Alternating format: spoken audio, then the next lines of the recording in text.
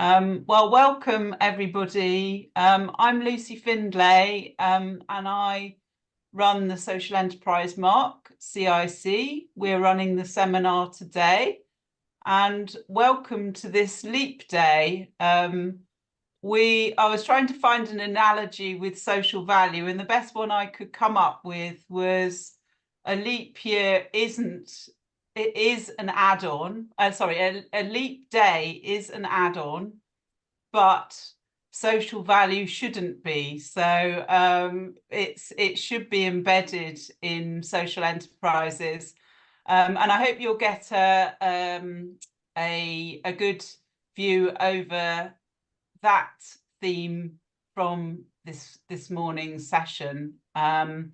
So what we've got today is a couple of talks from both me and from Kathryn. And then we'll pass over to Kerry to talk a little bit about, if you're interested in taking up Social Enterprise Mark, what you can do. And we'll open it out for questions. We might have time for questions as we're going along, but we'll just see how time goes. So I would like to hand over straight away to Kathryn Loughnan. She has a wealth of knowledge on social value and an extremely varied background. I was hearing all about her teaching career and senior management role earlier on. And so she's got, a very good view of social value from all different sectors. And she's also a multi-award winner for social enterprise projects, with recognition at the Cabinet Office number 10 through Big Society Awards in 2011 and Buckingham Palace and the United Nations. So we've got an eminent speaker this morning, and Kathryn comes to us from Help and Care, which is one of our mark holders, and very long-standing supporter of the Social Enterprise Mark. So welcome, Kathryn, and I'd like to hand over to you now to begin your presentation, please. Thank you very much, Lucy. I'll just pull up my presentation and hopefully you'll be able to see that in a second. I just have to wait for the menu to disappear and then I can go to slideshow. So I'll wait for that to happen and then hopefully you will see it as well.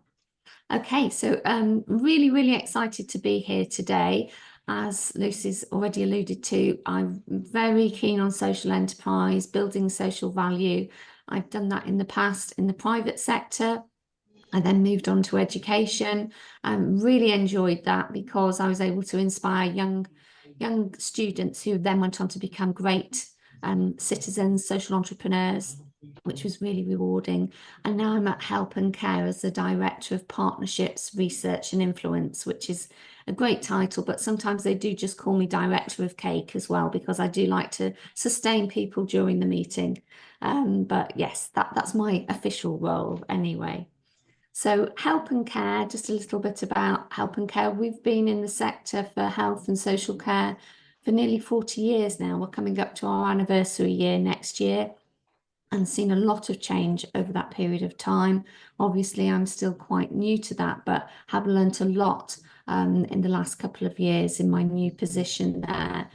And we offer a range of services from dementia, social prescribing, health watch services, lots and lots of different things. But what we're really committed to is changing the lives of people in the communities that we serve and influencing policy that is going to impact those people. So lots about Help and Care that you could check out on the website, but I just really want to get started on the social value side of things. So I think I've covered my introduction, but as I say, any questions, do get in touch with me if you want to hear more about Help and Care and the services that we provide. So social care, social value, social enterprise, all of these different socials, we feel that a lot of it is part of the work that we do. So it's implicit. We don't, in a way, have to try too hard, because if we're looking at a contract that is to improve the health of people, that already has social value. But this year particularly, we've taken some time out to look at what we can do beyond that.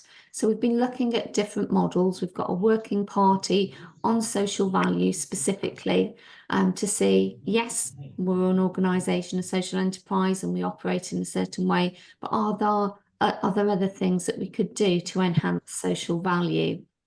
And most of the models that we looked at talked about these key themes. So with jobs, promoting local skills and employment, it may be that we're looking to increase diversity in our employment. We may be looking for younger people to come into this sector because they're not necessarily attracted to it in the first throes of their employment day. So lots of different things that we're doing. So for instance, this year we're at the BIC in Bournemouth, and we've got our first careers and apprenticeship show, so that we can there to represent the sector, not just help and care, to try and influence people about the choices that they're making. With regards to growth, supporting growth of responsible regional businesses. So we're very careful about the people that we partner with. We're looking for similar organisations with visions and values that align with our own. And that makes a big difference to us. And sometimes it may be a little bit more costly to go down that route, but we think it's important. And also we give our time and support to other smaller organisations. We're really fortunate, as I said, to be here for nearly 40 years. There's a lot of smaller organisations that are struggling in our sector at the moment.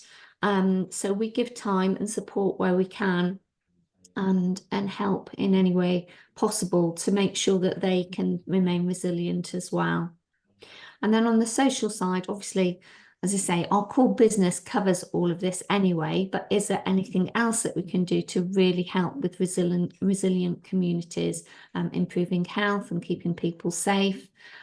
So we can fulfill our contracts, but we can also look to work with partners on different platforms where we can talk to them about the kind of work we're doing. So often things happen at a macro level with policy and people bring in sweeping changes, but how that actually relates on the micro level in the smaller communities isn't always, in our view, assessed as much as it could be or considered. So we're very keen to have that passion about how we actually change things within communities and look at the social side of that.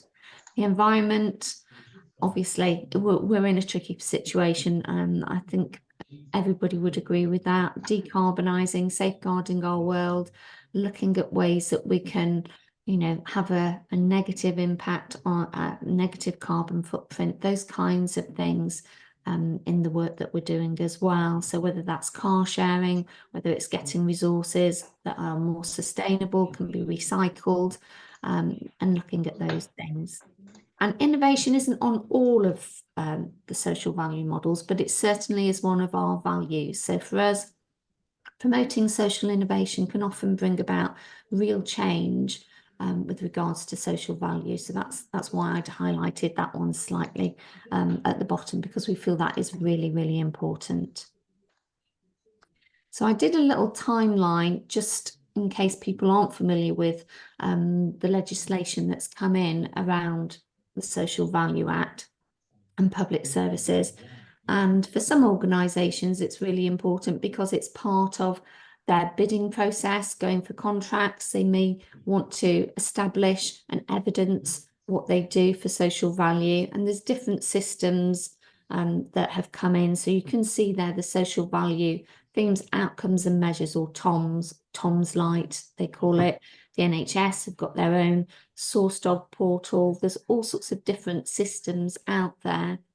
And we had an example of a spreadsheet that we had to complete for a bid, and you put in, the number of hours you dedicate to certain things or a financial value, and it does this fantastic calculation and tells you that you've added 4.3 million social value, which sounds fantastic.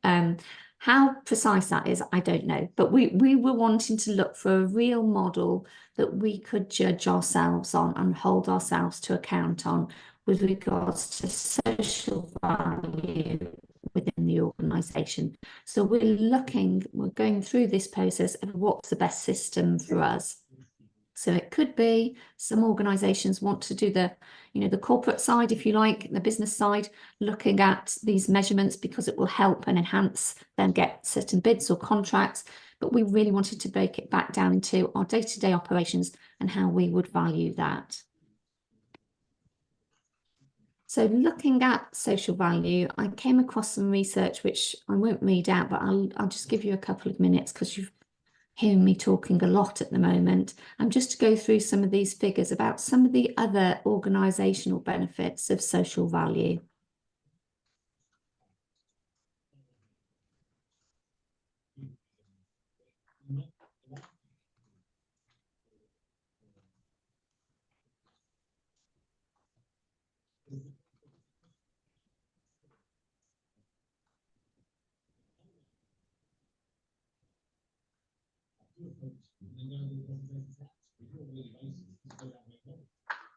So hopefully you've had a chance to just skim through those. You will see there is a link on each one to the actual research. So I'm sure Nia will very kindly circulate the PowerPoint after our webinar. So if you want to look into that in a little bit more detail, please do follow those links. There are a few more. One thing I just wanted to point out about attracting staff, we've definitely found recently that younger people that we're trying to attract to the organisation really are looking into our brand values and very aware of that and what we do about sustainability, how we look after our staff. And so social value seems to be having a big role to play in that recruitment section. So yeah, we've definitely seen a shift there. And then again, just another couple of minutes to read through some more facts and figures there.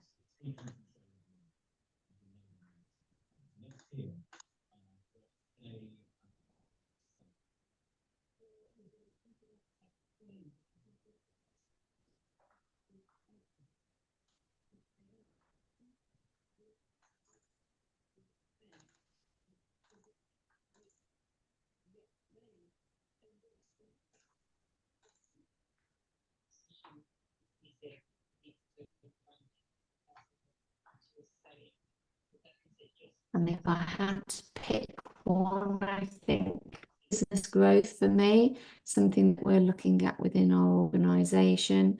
It's quite a startling fact that businesses with a purpose beyond just making money outperform the market by a factor of 14. And I think that's, if you're passionate about something, then that extra energy, that extra purpose shines through in the work that you do and enables that growth. So for me, that's quite a simplistic thing, but it obviously is borne out by the research here. So I'm going to ask you to make a wish. If there was one thing that you could do within your organisation that you could at the moment that you think would change or enhance your social value, I'm going to ask you to think about what that would be.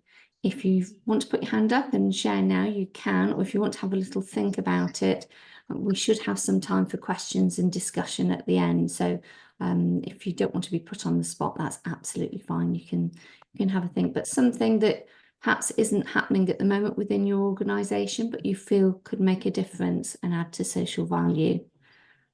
So I can't see any hands going up at the moment. So oh, thank you, Jazz.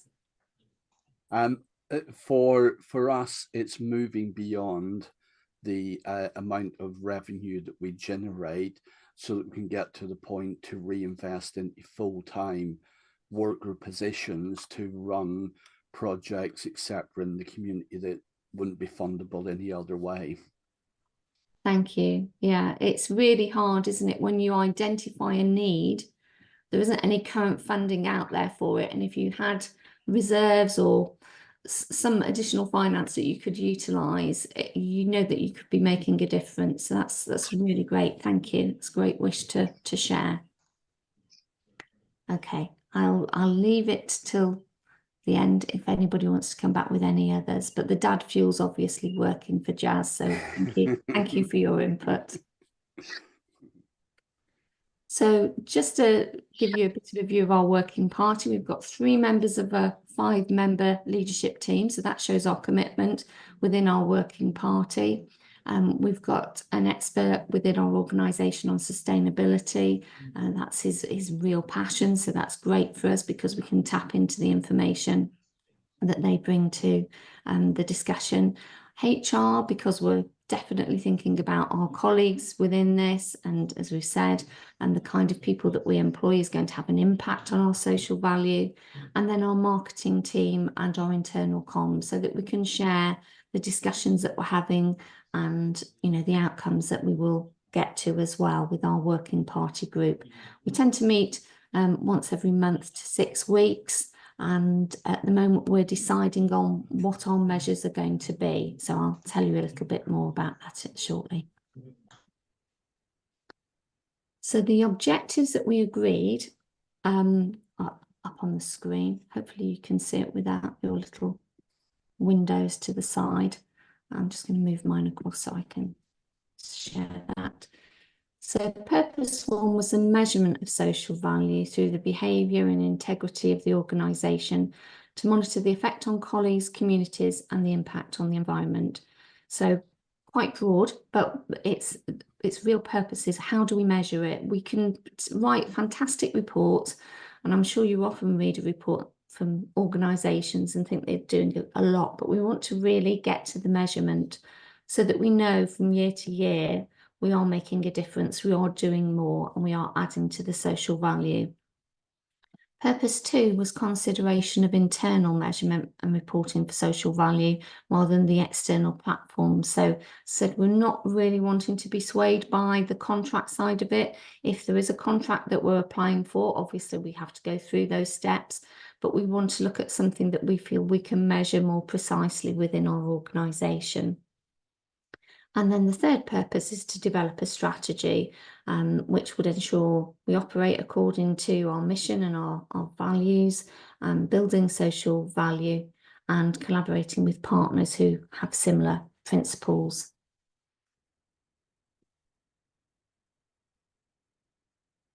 So the outcomes that we're looking for, and as I say, we're on the road to a beautiful destination at the moment, as the picture says, but we're not quite there yet. So I'm not preaching from the pulpit. I'm just saying this is what we're doing, and it may be something that you could adapt or consider in your own organisation. So we want to produce our policy. I want to have a strategy. We want this method of measurement for social value. We want to look at our professional bodies and marks that we're part of, and obviously with the Social Enterprise Mark here today, providing updates to colleagues to make sure that they keep informed about social value, that it stays on the radar. It's not just one of those things we do annually and then, you know, forget about it till the next year. And then obviously we need to share all of these changes with our board and get their approval. So that's our kind of outcomes that we're aiming towards. There's another useful link that I've put on here, which is to the success model. So it's thinking about all these different things with regards to how you approach the measurement of social value and what are the different factors that make up social value, these different pillars. And the little cat is to remind me of the Tom's light. So that's the themes, outcomes and measures that you saw in the legislation slide. So we find that quite useful. If you go on the social value portal, it is incredibly detailed, and there's some things that our organisation will never be able to get social value for because it doesn't fit with the nature of our work. Whereas if you're in construction, then maybe it is something. So it's so broad, it covers any kind of contract that you might get. Whereas the Tom's Light is a much easier model to apply. It's stripped down and it's under those themes that I shared right at the start. So we found that that is quite a useful guide. So I've put the link there in case you want to check that out. It might be more suitable for your organisation. But as we know, I have got a history with the United Nations. So for me, it's a really great way of measuring things on a broader system than perhaps just within the UK, and how we are guided by our government to look at this through the legislation that they passed. So you'll probably remember in the millennium, we had these sustainable development goals. They were supposed to have been achieved by 2015, but sadly, that wasn't the case. So we've still got quite a few, 17 of them, and we're hoping that by 2030, many more of them will be reached. So you can click on the link again and go to them, but there's all sorts of things. So it may be that they're looking at sustainability, it could be peace, it could be education, it could be looking at poverty. We've looked at it, and there's about 10 goals that we feel fit with our organisation, and we may shrink it down to 5. That will be our next discussion, really. We'll be talking about whether we use these and think of things on a global level rather than just within the UK. But it's a really interesting model to look at. And as it says, it's a blueprint for peace and prosperity, which should be really nice to focus on. So social value goes hand in hand with these development goals. So in summary, the reason that I'm here today is because we are part of the Social Enterprise Mark, and we know it's an award-winning Social Enterprise accreditation. So we're really, really pleased that we have it when we send our emails to people. It's on our website. It's got that recognition that people know instantly that it's something that we are, as a social enterprise, committed to, and we're looking at the impact of our business and how to build social value. So we feel we go hand in hand, and on top of that we share the same colours, so it even looks good when we're all bright yellow, black, and a little bit of white on there. But yeah, joking aside, as we said, we seriously consider who we partner with, who we work with, who are our stakeholders, and for us the Social Enterprise Mark is something that we're really, really proud to display. So any questions, answers, we can do that at the end when we've got time. But if there's anything immediately that you want to ask me now, I'm happy to take any questions, or we can do that at the end of the whole session. I also just wanted to quickly say, feel free to put any questions in the chat as well if you're more comfortable doing that. Thank you, Kerry. That's useful. But otherwise, I'm going to hand back over to Lucy and stop sharing my screen now. And thank you for the opportunity to talk to you and be part of the webinar today. It's been great to see people here and interested in the social value that we're trying to build. Any questions? I think that was a really good summary of what you're doing, Kathryn, and it just shows how you know, if you take a systematic approach and practical approach, you can break it down into usable chunks, and finding out about things like Tom's Light. I didn't know Tom's Light existed, so that's a new one on me. So there's some really good tips there, I think, about starting the journey and maintaining it, really. And I want to talk a little bit more about the context for social value within social enterprise, because I think it's with some frustration that the term social value seems to have deviated into this massive industry, really, which is the very core of what social enterprise is about. So my talk's going to be slightly different and slightly maybe a little bit more controversial, but thank you very much. So yeah, I'm Lucy Findlay, and I know some of you on the call today, and not others. So it's really nice to meet you all. Just by way of a bit of background, I've been running the Social Enterprise Mark CIC now for 14 years. Sometimes I think it feels like 40, and sometimes I feel like it's 4. But you know, maybe we should take it in leap years, and we would be more around that sort of younger level. It's been a very interesting journey running the Social Enterprise Mark thus far, and I'll talk a little bit about our products later on. But by way of kind of my background, I come from less of a diverse background than Kathryn. I have been working now in the social enterprise sector, so I think it's like 25, nearly 30 years.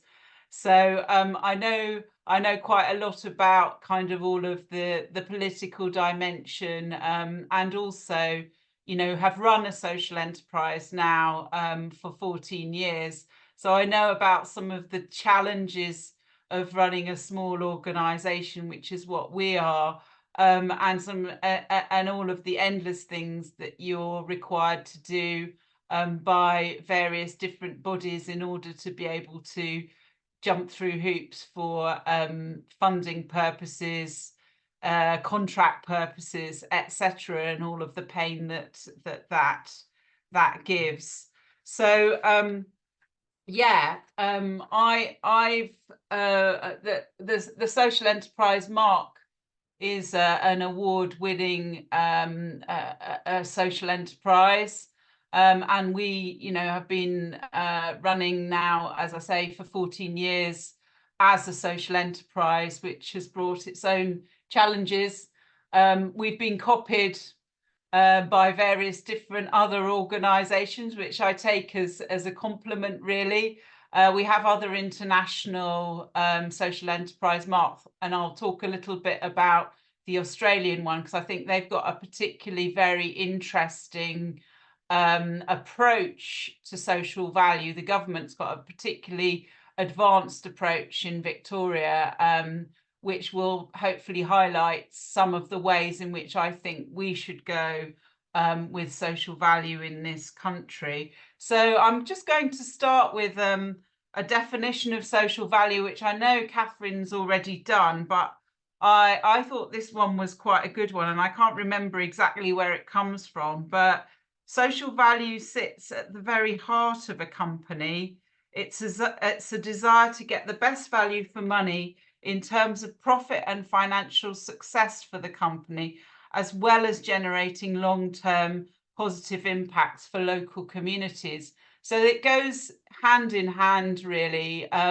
That it goes back to what Kathryn was saying about it being something that should add to the financial bottom line, but not at the expense, really, of you know, our efforts to do good. And I think quite often in social enterprise, there is that tension about, you know, delivering profitability versus social impact and by its nature, social value. So it's not a bauble, it's not an add-on, it's a very much embedded part of what social enterprise is all about. And I was interested to see that timeline that Kathryn put up of the Social Value Act, and that's, you know, that was 2013. There's been various updates and various things that have happened since then, and we tend to think of ourselves as being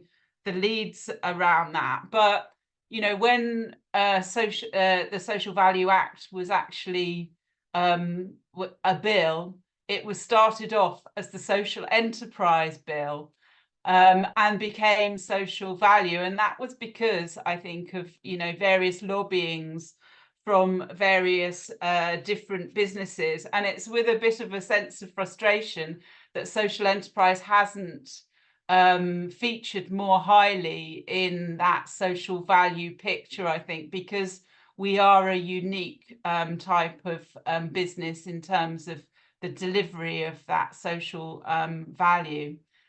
And another slide that Kathryn put up about 80% of CEOs saying that companies will take more responsibility for social and environmental impact over 5 years, and all of those benefits as well that Kathryn was talking about. What we see with many mainstream businesses and corporates, when the going gets tough, a lot of that stuff goes out of the window. They might say that they are, you know, that they're delivering on all of those things, but for a social enterprise, that is their raison d'etre. That is the reason why they're set up. So, you know, we're not the ones that, you know, will be cutting out the marginalized group work when push comes to shove.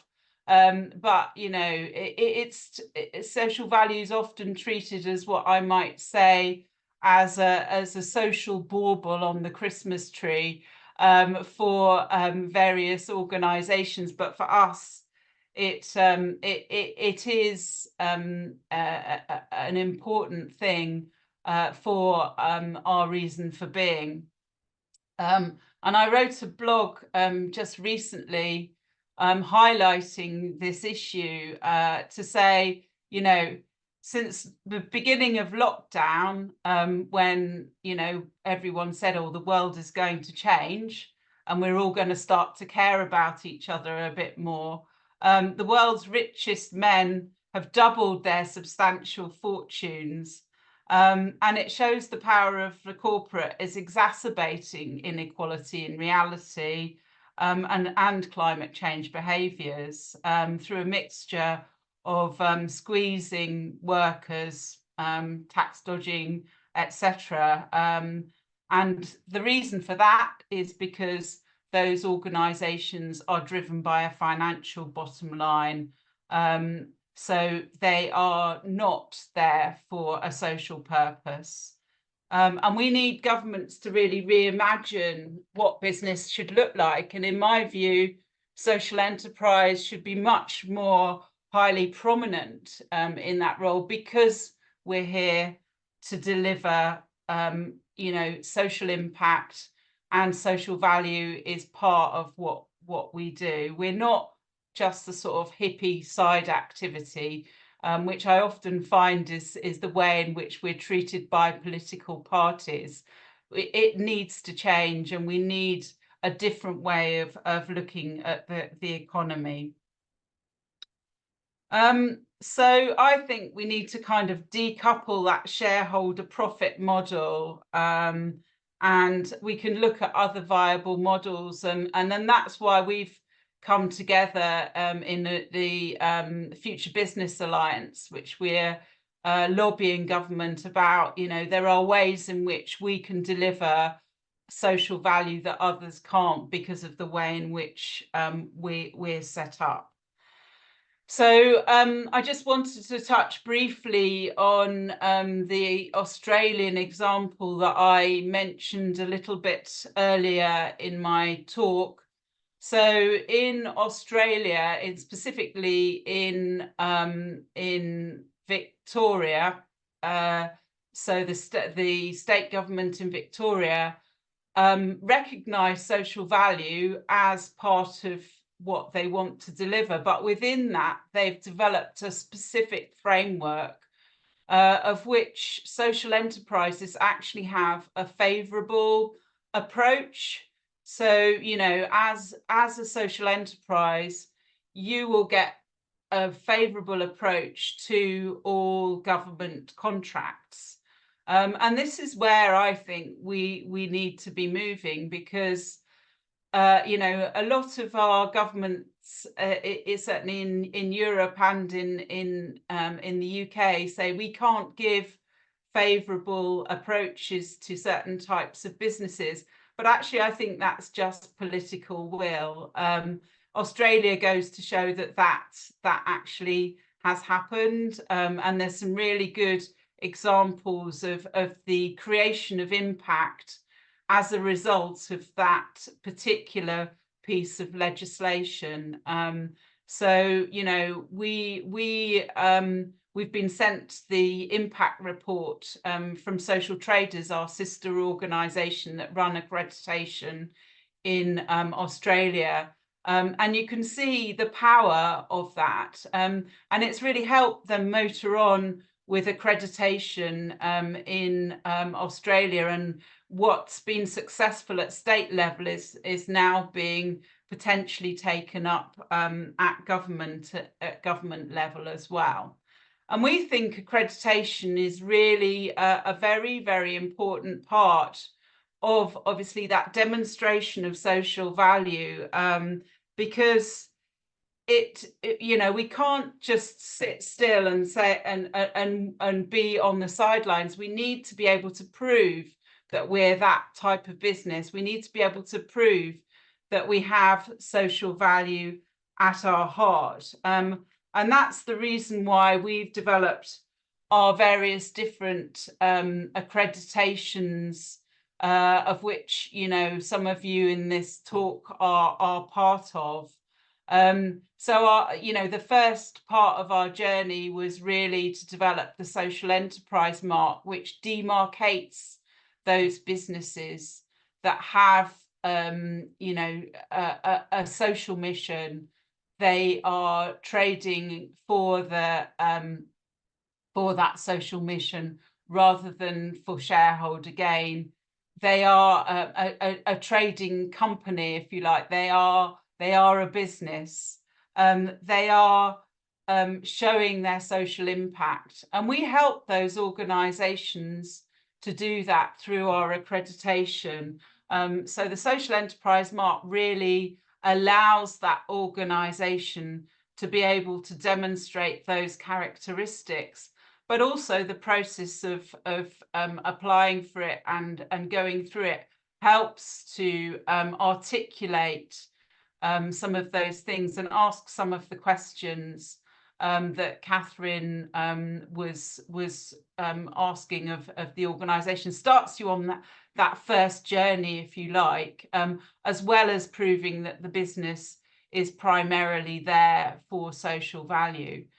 But that's just part of the journey, and we've realised that we can't sit still as social enterprises. We need to be striving for a journey of excellence. If we're to be taken seriously, we're not just, you know, the hipster coffee shop on the corner, or whatever you want to say. You know, that we are different because, you know, if you are the hipster coffee shop on the corner, you're trying to employ maybe disabled people, or you're trying to change the nature of a rundown neighbourhood. There are all sorts of different ways that we do it that is different from mainstream business. But we want to get better at doing that. We can't sit on our laurels as social enterprises. And that's why we've developed our accreditation pathway, which takes you through now, starting from an aspiring mark for those that want to become a social enterprise but maybe haven't set up the Social Enterprise Mark, through to our silver mark and ultimately our gold mark, which is you know, our journey of excellence. And through that process, and some people may not want accreditation, they may just want to, you know, kind of start on that journey. We can help with you know, the framework that we've developed throughout those 14 years of history.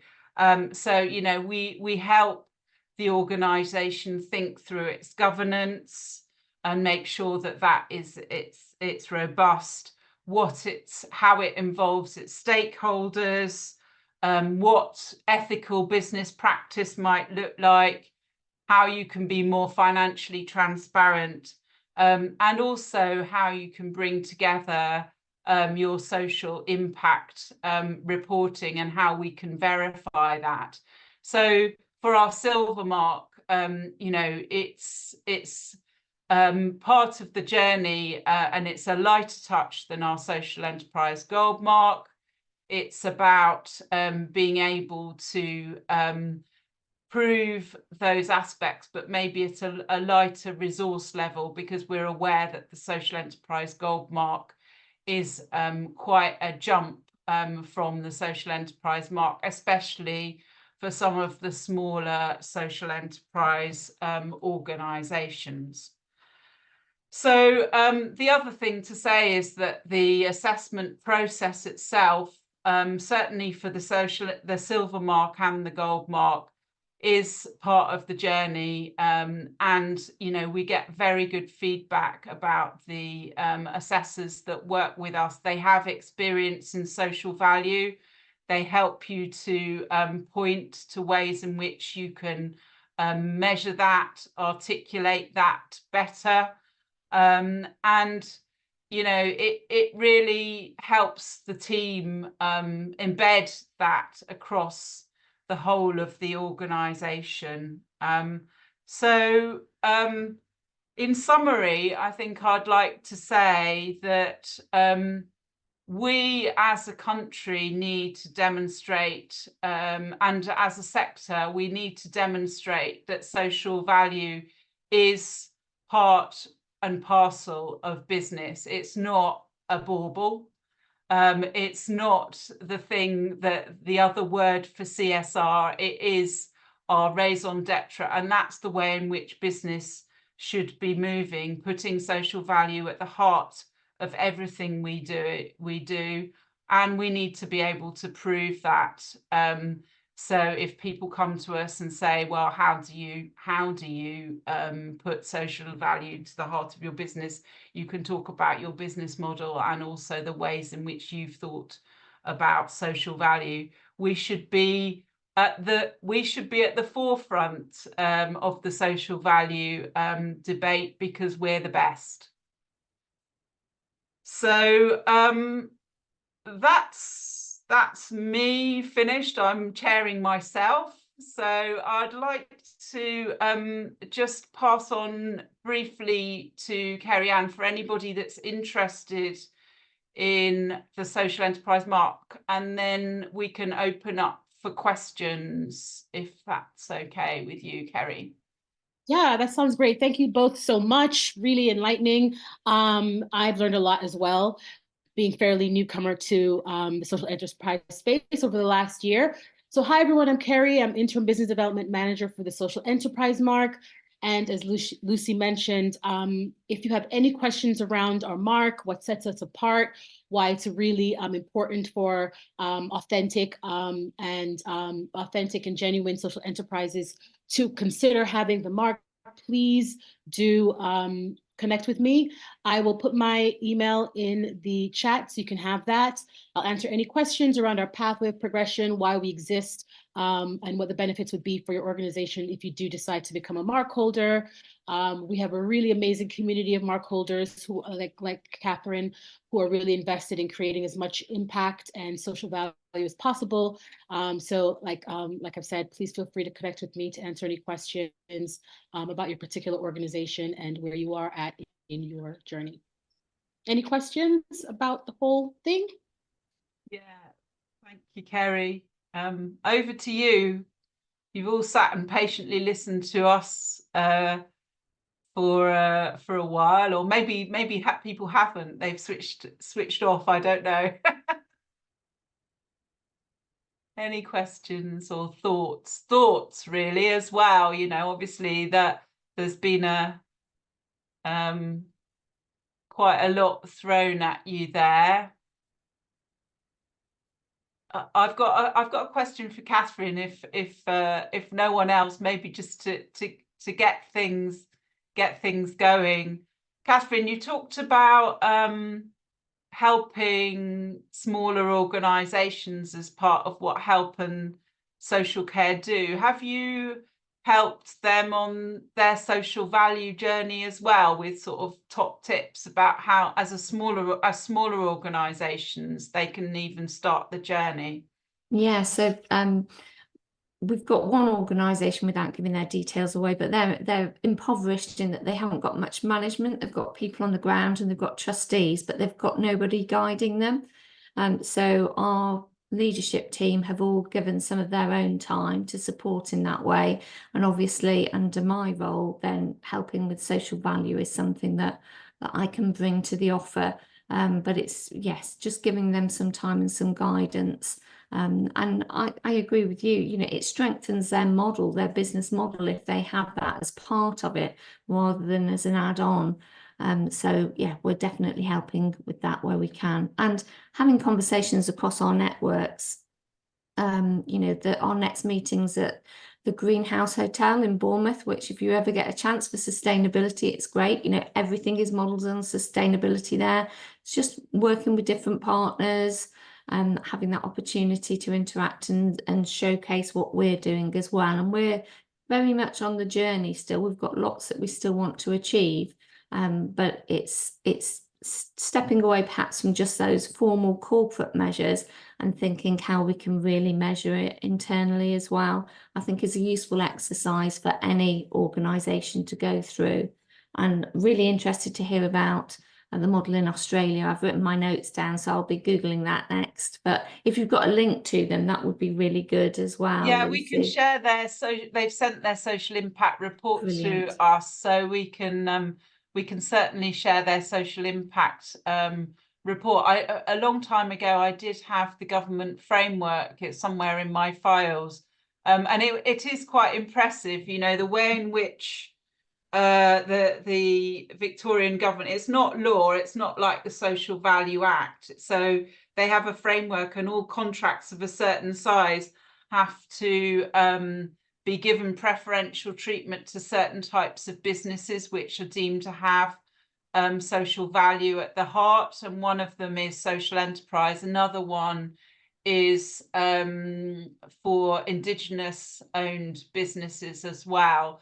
So they've kind of picked off, you know, the types of businesses which they think by their very nature are delivering, you know, particular social value, and would that, you know, our government, you know, they kind of refer to it, you know, and each local authority or government department has to kind of reinvent what that means for them. Yes. And that is one of the frustrations, I think, that and the lack of clarity and power that the Social Value Act has had.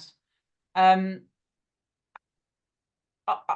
just wondering if anybody wants to share their social value journey that thus far on the call. I've got a question in the chat, Lucy. Oh, have we got a question? Yeah. So Scholasticals said, "Hi everyone, I'm happy to be here and I found this session to be quite insightful.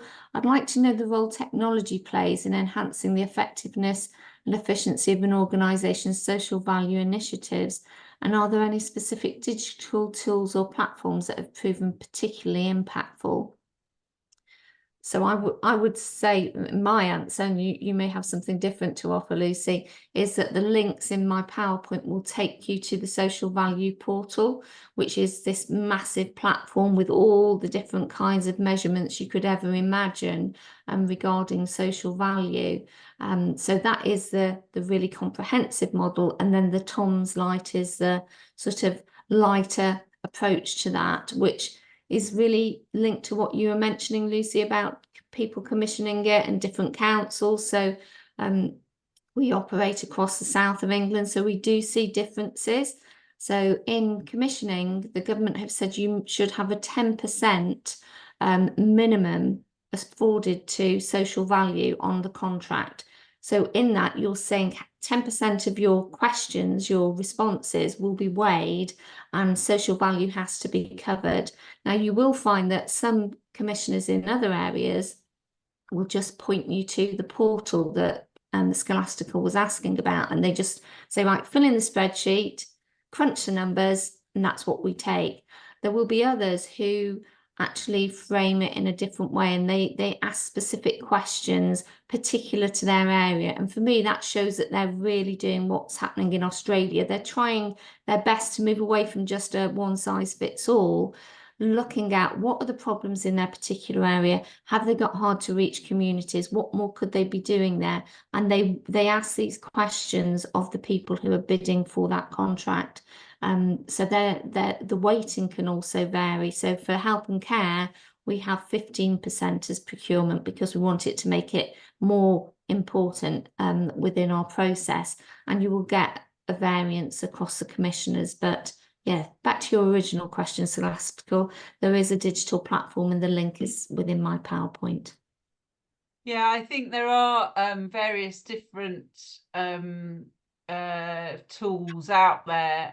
The thing that I would say is you need to understand what's behind it. That's what I've heard of some of the criticism of Tom's, You know, you really need to understand what it is that you're pulling out, and why, you know, what the figure that comes out at the end. I think Kathryn alluded to that in her talk. You know, you get this amazing figure and you go, wow, I've created all of this social value.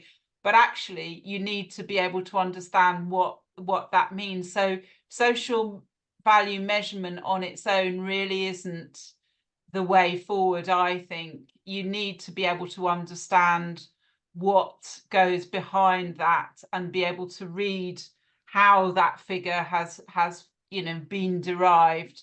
And certainly Social Value UK are very good on that. You know, they have techniques in order to be able to, so they're not necessarily just online tools, but you actually get to talk to somebody and understand what sits behind all of that. And there are a myriad of different ways of doing it, and I think that's part of the problem. So we need a kind of repository of these things. That's what we you know, we try and say. We don't say that we measure social value, but we help you to articulate and can put you in contact with and verify what you've been saying. But it is a bit of a minefield, and you can end up going to some very technical conferences if you go and listen to some of the Tom's discussions. So that the advent of Tom's Light, I think, is probably a good one to have a look at.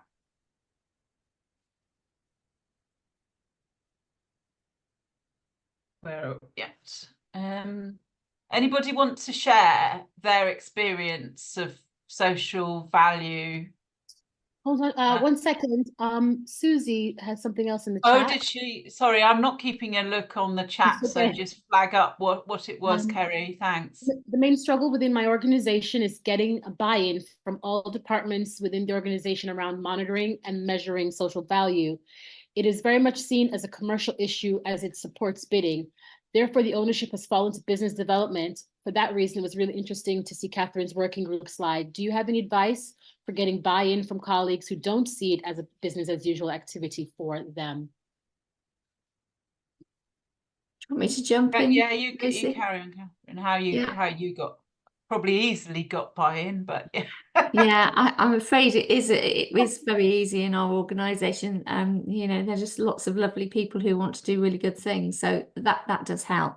But I think what I would suggest is looking at those slides that had the numbers and the links to the reports. You know, just giving some really good headline figures, those percentages about the impact it's going to have. You know, the 14% more business growth if you're actually built into social value, and that's one of your key objectives. So I think I would use that as evidence. Have a little look through the reports and make a presentation to say, yes, social value, as Lucy quite rightly says, isn't that little bauble that you add on. It has to be embedded within our organisation.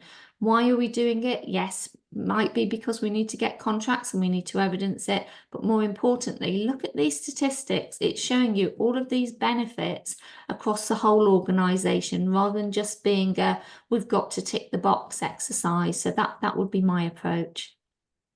Yeah, I think it's about the authenticity of the social value as opposed to the bauble. And I'll never forget the day after the Social Value Act came, because I'm so long in the tooth, I remember it. You know, I was sitting in a business breakfast the next morning, and I think it was Royal Bank of Scotland came onto the platform. Their head of CSR came onto the platform to tell us how great they were at delivering social value when they'd nearly crashed the economy.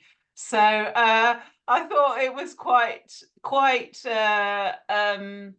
problematic, that really, you know. On the one hand, you know, you've got these big CSR departments, ESG as it's called now, environment, social and governance, which people are corporates are required to report on, but it isn't central. So if you go and talk to the, you know, the CEO and the sort of the commercial division, they probably don't even know that that activity is going on, and it's done by the very good people in one department and not read across to the other. And I think it's you know, maybe the kind of, we are a purposeful business, this language of purpose, it's a challenge on those people that are in charge to say, well, if you are purposeful, how are you demonstrating that? And the delivery of you know, taking social value seriously as a business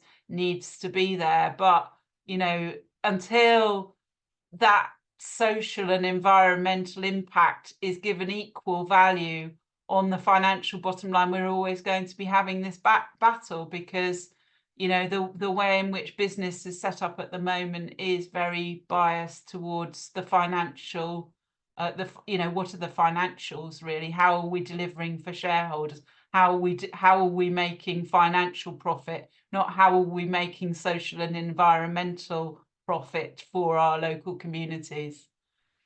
I just wanted to echo that around in terms of the top-down buy-in.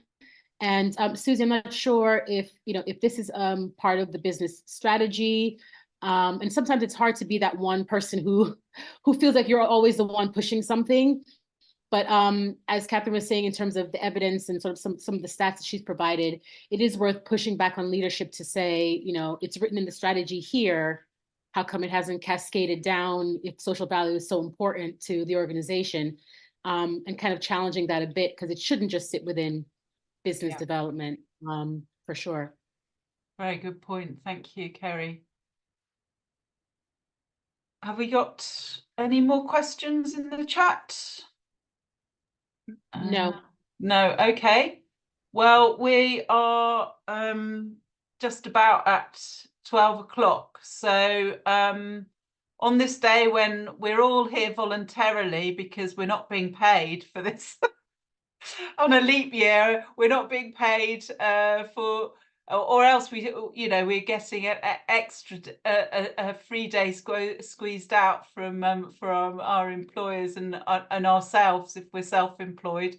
Have a great leap day, and see you hopefully for more on this series. If you're in healthcare, look out, because we're going to be doing another specific event on healthcare, which is going to be, we'll send you the details. I can't remember exactly what the date is, but it's further on in April. April 16th. Thank you, Kerry. Yeah, so we will be doing another session on social value in healthcare. Thank you. Bye. Thank you.